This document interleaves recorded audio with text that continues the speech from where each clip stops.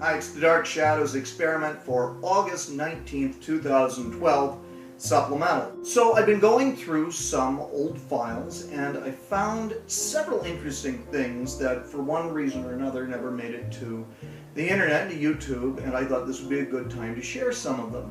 And at one point I was having some software trouble, and so I was having a difficult time loading some of the log entries I wanted to. And this was for a good time. This was when we were entering 1840 and there was a lot to say.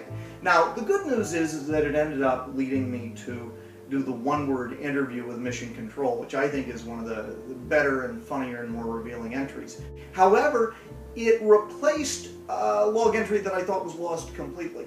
And I found it, and I go into a little more detail, and it's the first full day in 1840, and I hope you enjoy. There will be more to come. Thanks. Bye. And it's good to see you.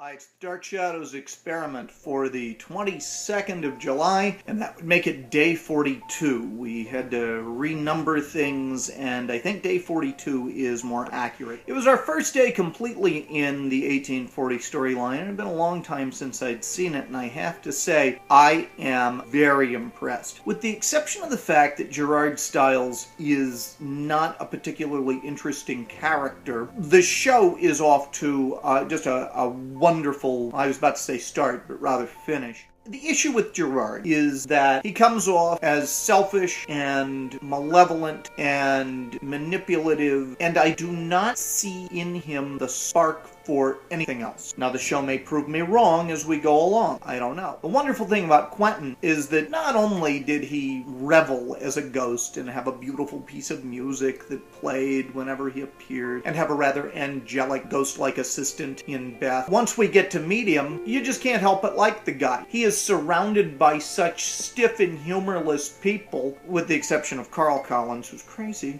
that he just pops brilliantly. And of course David Selby does 75% of the work on that, the writers doing the other 25%, I would say. And that's all respect to the writers. James Storm, on the other hand, is given a thankless task. I don't know how he would have been as Quentin, because the two characters are very different. Quentin has the potential for change, and Quentin has such a twinkle in his eye. He has such a sense of humor and such a sense of fun. Gerard really has none of that. And the other crucial thing is that Gerard is not a Collins. I think there is something about keeping this to the core mythos of the Collins family that makes things so interesting. Instead, he's just a ghost who then is just kind of a sleazy guy who marries into the family.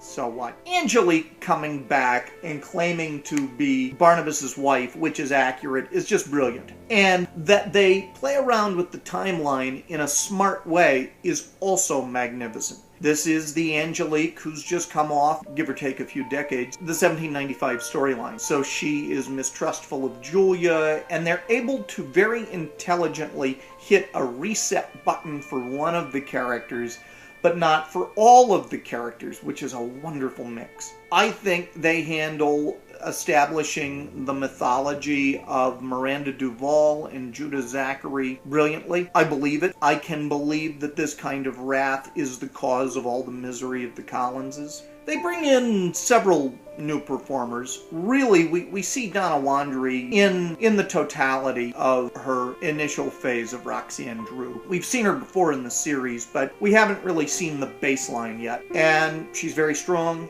I don't know how to quantify what is or is not Dark Shadows-y about an actor.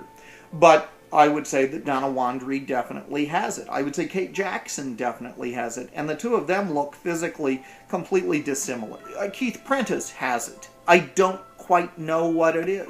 I had been dreading the 1840 storyline, secretly, because I remember how painful it was to get to it. Once you're there, it's very good.